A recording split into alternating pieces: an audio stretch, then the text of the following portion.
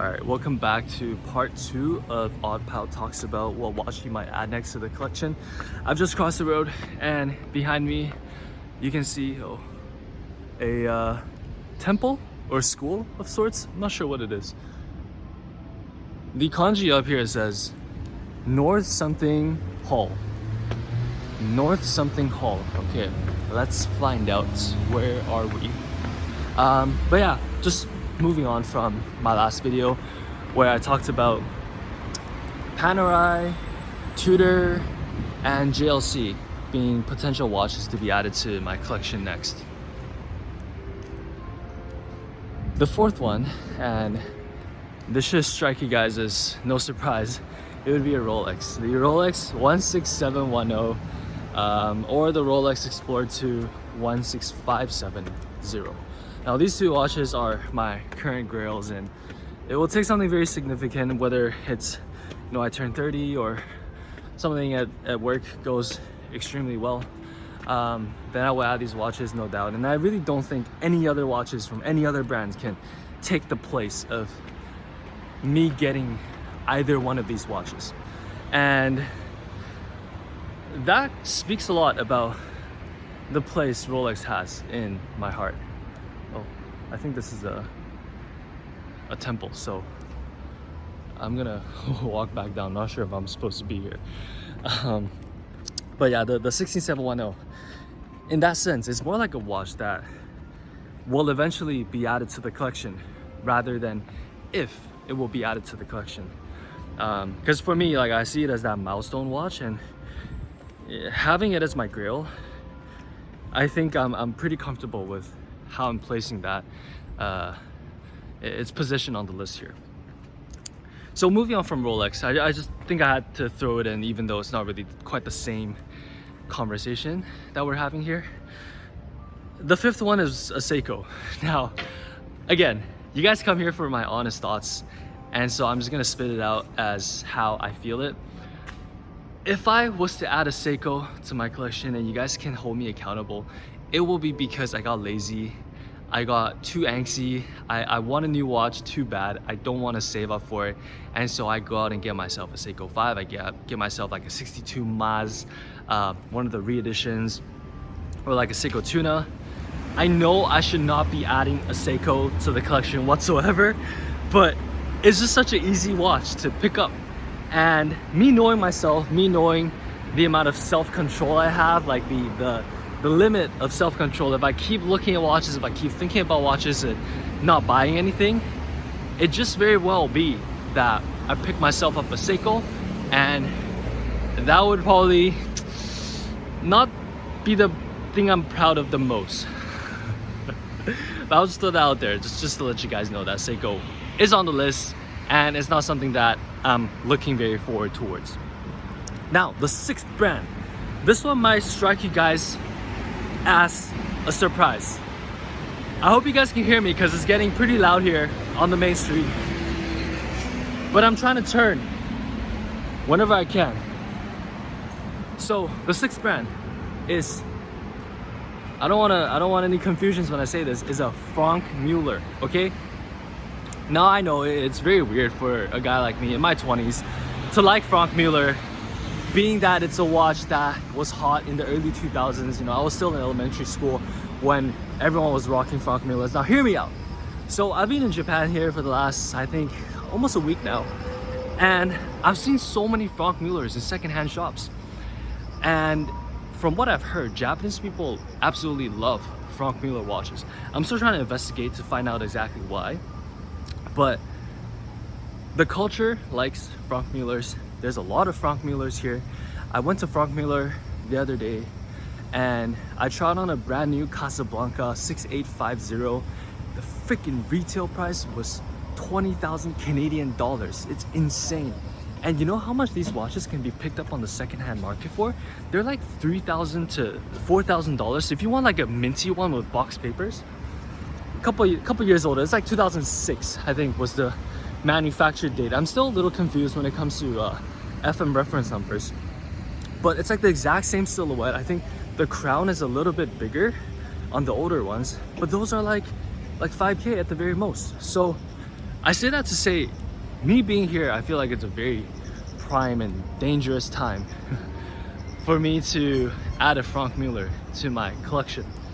And I've been talking about like external factors, like, you know, me being here, being surrounded by people that like FM, being exposed to so many FMs, and also having the chance to buy one. But I haven't talked about why I want to add one to the collection. And I'm just gonna come out with it. Like I have made a video about, I think 6 months ago, talking about how I got into watches, and one of the videos was like, yeah, I was hearing some rappers like Ibi Tutone,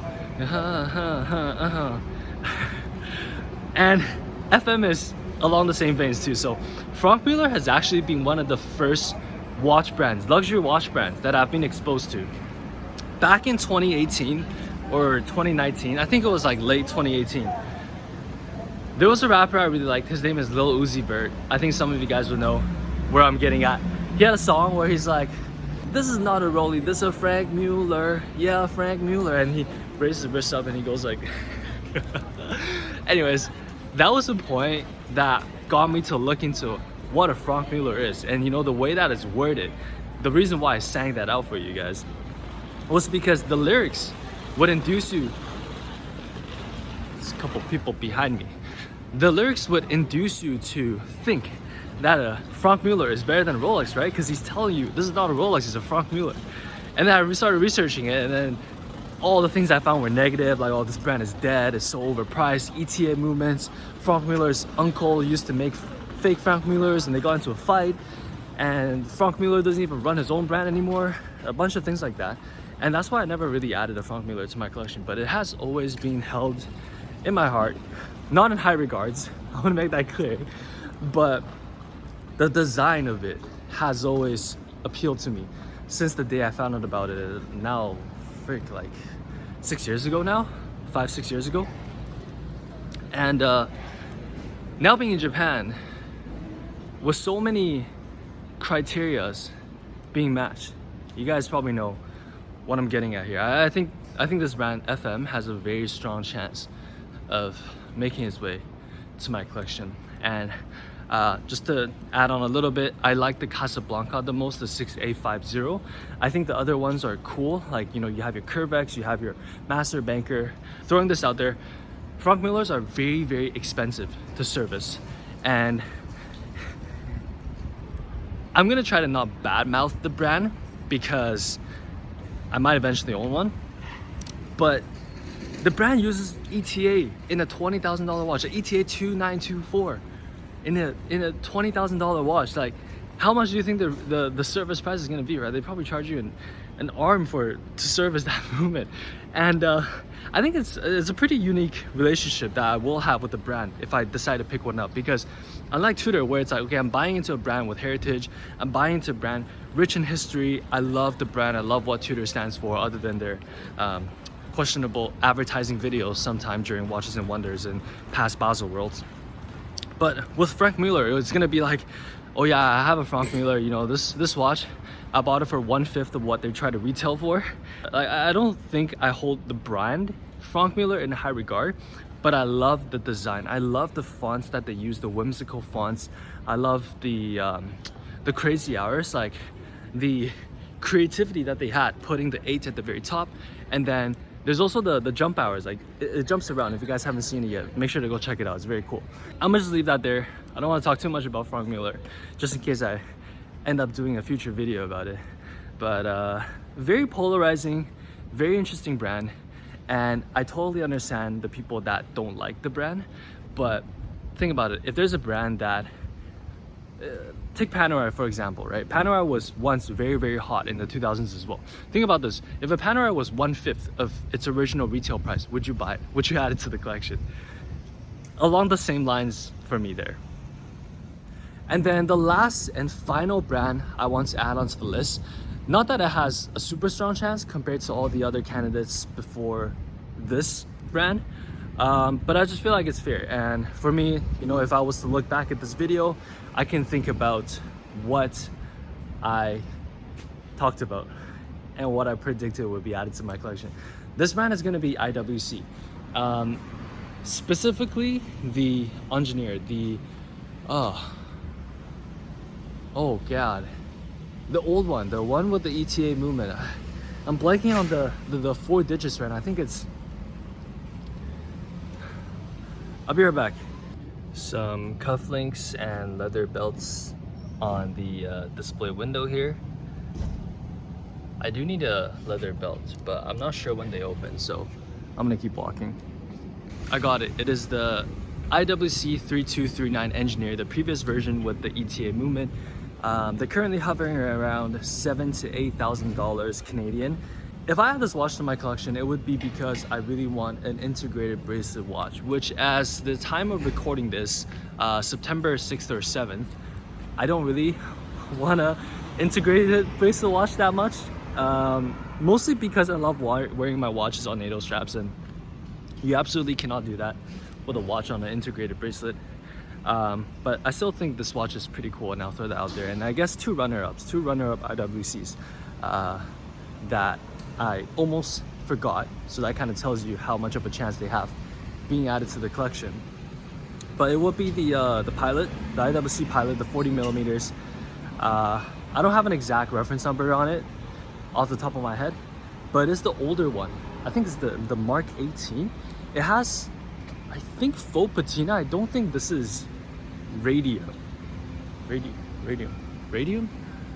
Is that the right word? Radium? I'm losing my words here. I've been talking for so long, walking around Osaka.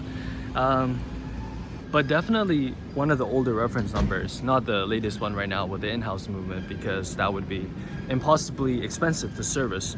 But if I can pick up one of the used IWC Pilots for cheap, I would consider that. And the second one would be the Spitfire.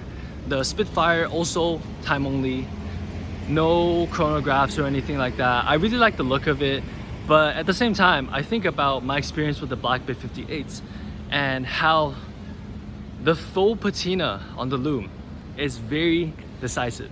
Sometimes I love it under strong lighting conditions, I love it, but under like darker conditions, or especially when it's gloomy, I look at it and I just wish I got a new watch. You know what I mean? Like I wish it had that bright white loom and that silver surrounds, whether it's steel or white gold. So I already have a watch like that in my Black Bay 58. I don't know if I would want that on the Spitfire, but only time will tell. Thank you guys so much for watching part 2 of me rambling about which brand I might add to my collection sooner or later. Let me know your thoughts in the comments.